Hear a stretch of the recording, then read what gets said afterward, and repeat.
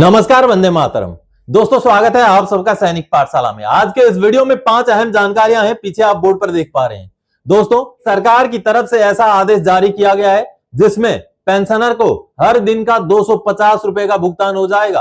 अभी 18 मई 2026 का आदेश है। इसके बारे में आगे आपको विस्तृत जानकारी दूंगा। इसके साथ ही साथ दोस्तों, हाईकोर्ट ने केंद्र और राज्य सरकार को यह नोटिस भेज दिया है कि कम्यूटेशन की अवधि को क्यों 15 साल रखा गया, क्यों 15 साल से कम नहीं किया जा सकता। यह भी बड़ी जानकारी है। सुनवाई चल रही है हाईकोर्ट के अंदर कम्यूटेशन की अवधि को कम करने को लेकर। हालांकि यह मसला अभी 8वें पे कमीशन को भी गया है, लेकिन ऐसे समय पर हाईकोर्ट का यह नोटिस बेहद अहम है। इसके बारे में भी जानेंगे। इसके साथ ही साथ दोस्तों, क्या आपने अपने पीपीओ के अंदर आपका लेंथ ऑफ सर्विस देखा है? हमारा डिफेंस पेंशनर्स का जो पेंशन होता है वो हर 6 महीने में भी पेंशन में डिफरेंस हो सकता है, इसलिए आपने आपका लेंथ ऑफ सर्विस जरूर देखना है। आज आपको ऐसा ही एक पीपीओ दिखा के जानकारी दूंगा कि कैसे पीपीओ में अगर सही लेंथ ऑफ सर्विस देख लिया जाए तो आपके भी पेंशन में बढ़ोतरी हो सकता है। जी हां, इसके बारे में भी आगे जानकारी दूंगा। साथ ही साथ ओआरओपी से जुड़ा हुआ माननीय सुप्रीम कोर्ट में जो केस चल रहा है उसका भी अपडेट आपको आगे दूंगा। और इसके साथ ही साथ दोस्तों, पीएओआर में अगर अच्छी तरीके से ऑडिट किया जाए तो एक ऐसा पिटारा खुल सकता है जिसमें बहुत सारे पेंशनर्स का कई हजारों करोड़ रुपए ड्यू जो पैसा पड़ा हुआ है विभिन्न पीएओआरों में, अलग अलग कोर के पीएओआरों में, वो निकल सकता है। जी हां, इसके बारे में भी आगे जानकारी दूंगा आपको लेटर के साथ दोस्तों। तो चलिए आगे बढ़ेंगे इन्हीं जानकारियों के साथ। सबसे पहले दोस्तों, आप जैसे देख पा रहे हैं, क्या आपने अपने पीपीओ में अपना लेंथ ऑफ सर्विस चेक किया है? कभी खुलासा देखें। जी हां, क्या कभी भी आपने अपने पीपीओ के अंदर आपका लेंथ ऑफ सर्विस चेक किया है? 17 साल है, 18 साल है, 18 साल 6 महीना है, 17 साल 3 महीना है या 15 साल है, जो भी आपका लेंथ ऑफ सर्विस है, क्या आपने कभी चेक किया है? चलिए मैं आपको एक एग्जांपल के साथ दिखाता हूं। एक डॉक्यूमेंट देखते हैं। अब दोस्तों, ये एक पीपीओ है। आप देखिए, स्पर्श द्वारा जारी किया गया ये एक पीपीओ है। अब इस पीपीओ में आप अगर देखेंगे तो ये नायक रैंक के पेंशनर है। ये देखिए, नायक इनका रैंक है। हालांकि पे ग्रुप अभी भी गलत है, सी है, जबकि आज के डेट में केवल एक्स और वाई ही पे ग्रुप है। तो ये तो चलिए गलत है, ये इनका वाई ग्रुप होना चाहिए। चलिए अब इनका लेंथ ऑफ सर्विस देखिए, 18 साल 7 महीना 2 दिन। ठीक है, 18 साल 7 महीना 2 दिन नायक रैंक के ये पेंशनर है। ये हैं 1988 के रिटायरी। अब देखिए, इनका केस यूं था कि ये बॉयज में भर्ती हुए थे, पहले बॉयज कंपनी में, उसके बाद वो फौज में चले गए। और रूल ये बोलता है कि बॉयज में जितना भी उन्होंने सर्विस किया वो फौज के सर्विस में जुड़ता है। तो पहले उनका जुड़ा नहीं था, जोड़ करके ये पीपीओ निकाला गया। अब ये पीपीओ निकालने के बाद बॉयज की सर्विस जोड़ दी गई। अब यहां पर आपको दिखाता हूं मैं कि उनका लेंथ ऑफ सर्विस कैसे बढ़ाया गया। ये देखिए, अब यहां देखिए, और ये पीपीओ देखिए दोस्तों, ये पीपीओ निकाला गया जून 2025 में, 19 जून 2025 का पीपीओ है। अब इनका पहले लेंथ ऑफ सर्विस ये देखिए, नेट क्वालिफाइंग सर्विस 16 साल 5 महीना 28 दिन था। अब ये पीपीओ निकाल करके 18 साल 7 महीना 2 दिन किया गया। बाकी चीजें ठीक है, बाकी चीजें जो था वही है। अब देखिए, अब इनका जो पेंशन है 18 साल 7 महीना 2 दिन, यानी कि 18.5 साल लेंथ ऑफ सर्विस के नायक के हिसाब से ओआरओपी के टेबल के वाई ग्रुप का पेंशन है। चलिए अब इस हिसाब से इनका जो पेंशन, अभी देखिए, इनका पेंशन फिक्स किया गया जुलाई 2024 से। कितना किया गया? जुलाई 2024 से इनका पेंशन फिक्स किया गया है 21,488 रुपए, जुलाई 2024 से। जबकि ओआरओपी 3 का टेबल नंबर 7 अगर आप देखेंगे तो इनका पेंशन 18.5 साल के लेंथ ऑफ सर्विस के नायक के हिसाब से कितना फिक्स होना था? 22,151 रुपए, यह अमाउंट इनका होना था, जबकि इनका फिक्स किया गया 21,488 रुपए। तो देखिए, ये तो सैनिक पाठशाला के साथ जुड़े हुए पेंशनर हैं, इनका पेंशन तो बढ़ जाएगा, 22,151 रुपए हो जाएगा, मिल जाएगा इनको। लेकिन क्या आपने अपना पीपीओ चेक किया है? जरूर चेक करें दोस्तों। बहुत सारे ऐसे पेंशनर्स हैं जिनका एक्चुअल लेंथ ऑफ सर्विस कुछ और है, हो सकता है उनको पेंशन का अमाउंट कुछ और मिल रहा है। इसलिए आप खुद का भी चेक करें, जिनका भी आप आस पड़ोस वाले आपके जानने वाले पेंशनर हैं उनका भी जरूर चेक करें और उसको ओआरओपी के टेबल के साथ जरूर मिलान कर लें कि एक्चुअल लेंथ ऑफ सर्विस के हिसाब से उनको पेंशन मिल रहा है या नहीं मिल रहा है। यह बेहद गंभीर मसला है। चलिए अब अगली जानकारी की ओर आगे बढ़ते दोस्तों। और अगली जानकारी है कम्यूटेशन को 15 साल से कम करने के लिए राज्य और केंद्र सरकार को हाई कोर्ट का नोटिस। जी हां दोस्तों, वैसे तो कम्यूटेशन की अवधि को कम करने का मुद्दा 8वें पे कमीशन के पास भी गया है, कई बारी कोर्ट ने भी जजमेंट दिया है, कोर्ट ने खारिज भी किया है। अब की बार जो खबर आई है हिमाचल प्रदेश हाईकोर्ट से आई है और पहले इसी हाईकोर्ट ने इस मसले को खारिज भी किया था, लेकिन खारिज करने के बाद दोबारा से बड़ी बेंच में सुनवाई हुई है और अब उस सुनवाई के दौरान केंद्र और राज्य सरकार को जो है नोटिस भेजा गया कि क्यों है 15 साल से कम क्यों नहीं किया जा सकता है। चलिए रिपोर्ट देखते हैं। अब ये खबर देखिए दोस्तों, जागरण की खबर है और जैसे कि आप देख पा रहे हैं, देखिए हाईकोर्ट ने नोटिस भेज दिया है और ये हिमाचल हाईकोर्ट शिमला की तरफ से नोटिस गया है। सरकार बताए कम्यूटेशन के बाद पूरी पेंशन बहाली के लिए 15 वर्ष की अवधि क्यों। हिमाचल हाईकोर्ट का केंद्र व राज्य सरकार से सवाल 19 मई 2026। आप देखिए हिमाचल हाईकोर्ट ने केंद्र और राज्य सरकार से पूछा है कि कम्यूटेशन के बाद पूरी पेंशन बहाल करने के लिए 15 वर्ष की अवधि निर्धारित करने का क्या औचित्य है, और इसमें बाकायदा कैलकुलेशन भी समझाया गया है कि कैसे 15 साल से पहले ही पूरा हो जाता है। ये देखिए यहां पर आप देख पा रहे हैं हाईकोर्ट ने 15 वर्ष की पेंशन बहाली अवधि पर सवाल उठाया और साथ ही कम्यूटेशन चुकाने पर पहले बहाली पर विचार का आदेश, सेवानिवृत्त फार्मासिस्ट की याचिका पर सुनवाई जारी। हिमाचल प्रदेश हाईकोर्ट ने कम्यूटेशन के कारण कम हुई पेंशन से जुड़े मामले में केंद्र और राज्य सरकार को आदेश दिया है कि वह यह स्पष्ट करे कि कम्यूटेशन के बाद पूरी पेंशन बहाल करने के लिए 15 वर्ष की अवधि निर्धारित करने के पीछे क्या औचित्य है, कारण और आधार है।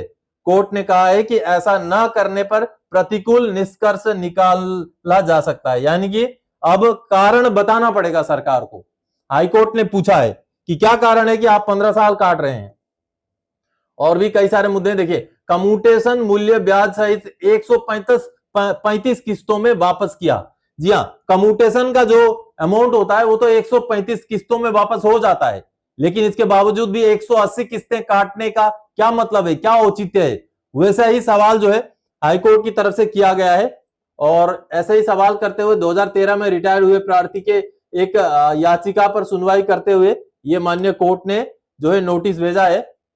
प्रार्थी 28 फरवरी 2013 को मुख्य आयुर्वेद फार्मासिस्ट के पद से सेवानिवृत्त हुआ था, यानी कि एक सिविल के कर्मचारी हैं, उन्होंने ये केस किया है और इस केस पर अब हाईकोर्ट में सुनवाई होनी शुरू हो गई है और हाईकोर्ट ने अब केंद्र और राज्य से जवाब तलब किया है। दोस्तों इस मामले पर पहले भी सुनवाइयां हो चुकी हैं और कई बारी इवन हिमाचल प्रदेश के जो हाईकोर्ट में भी एक बार मुद्दा खारिज हुआ है, एक सिंगल जज के बेंच ने उसको खारिज किया था, लेकिन अब ये बड़ी बेंच में ये केस चल रहा है दोस्तों।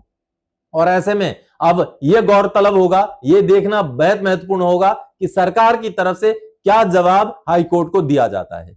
चलिए अब अगली जानकारी की ओर आगे बढ़ते दोस्तों, और अगली जानकारी है जबरदस्त आदेश, अब पेंशनर्स को हर दिन 250 रुपए मिलेंगे, सरकार का काबिले तारीफ कदम। जी हां, सरकार की तरफ से एक ऐसा आदेश निकाला गया है 18 मई 2026 को कि अगर पेंशन प्रोसेसिंग में, पेंशन भुगतान में देरी किया जाए तो डिपार्टमेंट के जो हेड हैं उनको 250 रुपए हर दिन का पेंशनर को भुगतान करना पड़ेगा।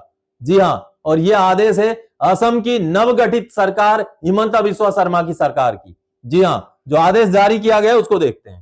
ये देखिए दोस्तों, गवर्नमेंट ऑफ असम का administrative reforms, training, pension and public grievances department का यह आदेश है, ये नोटिफिकेशन है। देखिए, inclusion of penalty provision for delay in pension processing, ये काबिले तारीफ कदम है दोस्तों सरकार का, क्योंकि ये देखा गया है कि पेंशन प्रोसेस में देरी होता है और ये पेनल्टी किनके ऊपर लगेगा। देखिए, imposition of penalty, penalty shall be imposed on the heads of the offices where pension cases are found to be undue delay in violation of the SOPs and timelines prescribed by office memorandum number so and so। यानी कि ये जो office memorandum है, इसमें जिस office में maximum जितना समय निर्धारण किया गया है उससे ज्यादा अगर पेंशन प्रोसेसिंग का डॉक्यूमेंट उस ऑफिस में रह जाता है, पेंडिंग हो जाता है, तो उस ऑफिस के हेड ऑफ ऑफिस को 250 रुपए करके दिन का पेंशनर को भुगतान करना पड़ेगा। यानी कि एग्जाम्पल के तौर पर, मिसाल के तौर पर, आपका पेंशन का डॉक्यूमेंट प्रोसेस हो गया, चला गया मान लीजिए ट्रेजरी में, उसका काम 5 दिन के अंदर होना चाहिए, लेकिन ट्रेजरी के अंदर उसका काम अगर 5 के बजाय 10 दिन लग जाता है, तो जो एक्स्ट्रा 5 दिन लगे हैं उनका 250 रुपए करके हर दिन का पेंशनर को भुगतान किया जाएगा। और यह भुगतान कौन करेगा? उसी ऑफिस के जो हेड हैं, यानी कि ट्रेजरी का जो हेड होता है, जो चीफ ऑफिसर होता है, उसकी तरफ से पर्सनली भुगतान करना पड़ेगा। तो देखिए, पेंशन को सही समय पर डिसबर्समेंट करवाने के लिए यह कितना काबिले तारीफ कदम असम सरकार ने उठाया है। तो यही आदेश, इसी तरीके का आदेश पीसीडीए को भी दिया जाना चाहिए। इसी तरीके का आदेश हर ऑफिस में जारी होना चाहिए, हर राज्य में जारी होना चाहिए, ताकि पेंशनर का काम कहीं भी पेंडिंग ना हो। हमने देखा है दोस्तों, अमूमन पीसीडीए में जब केस जाते हैं, पीओआर में जब केस जाते हैं, तो महीनों महीनों तक पेंडिंग होते हैं। इवन कई सारे केसेस में तो सालों भी लग जाते हैं पेंशन क्लियर होने में। तो ऐसे में यह एक रास्ता दिखाने का काम असम सरकार ने किया है, जिसको आने वाले समय में बाकी सरकारों ने भी और केंद्र सरकार ने भी लागू करना चाहिए, ताकि अगर इस तरीके से डिले के ऊपर फाइनेंशियल जो है पेनल्टी का सिस्टम लगाया जाए, तो एक तो काम भी जल्दी हो जाएंगे और कहीं ना कहीं पेंशनर्स को न्याय भी मिलेगा। दोस्तों, आप क्या मानते हैं? जरूर कमेंट कीजिएगा। और ये पूरा आदेश आप देखिए, कहीं ना कहीं ये काबिले तारीफ कदम है। चलिए अब अगली जानकारी की ओर आगे बढ़ते हैं दोस्तों। और अगली जानकारी है दोस्तों, पीएओआर में पेंडिंग लाखों केस, ये पिटारा कब खुलेगा? पीएओआर का ऑडिट जरूरी है। जी हां दोस्तों, जब भी रिकॉर्ड ऑफिस की तरफ से पार्ट ऑर्डर किया जाता है या नया पीपीओ के लिए एलपीसी कम डाटा शीट भेजा जाता है, उसके बाद वो पीएओआर में, पीसीडीए में पेंडिंग हुए बहुत सारे केसेस पाए गए हैं। खास करके जो पेंशनर रिटायर हो गए, रिटायरमेंट के बाद अगर उनका कोई भी पार्ट टू ऑर्डर एडजस्ट करने के लिए जाता है, तो वो पेंडिंग हो जाता है, चाहे डॉल्फिन सिस्टम में हो, चाहे पीसीडीए के सिस्टम में हो। तो उसको क्लियर कराने के लिए कहीं ना कहीं ऑडिट होना चाहिए। जी हां, और ये एक ऐसा ऑडिट होना चाहिए जो भी काम रिकॉर्ड ऑफिस से आगे होकर पीओआर पहुंच चुका है, अगर पीओआर में पेंडिंग है तो उस काम को लेकर के ऑडिट हो और वो काम पीओआर में पेंडिंग ना हो।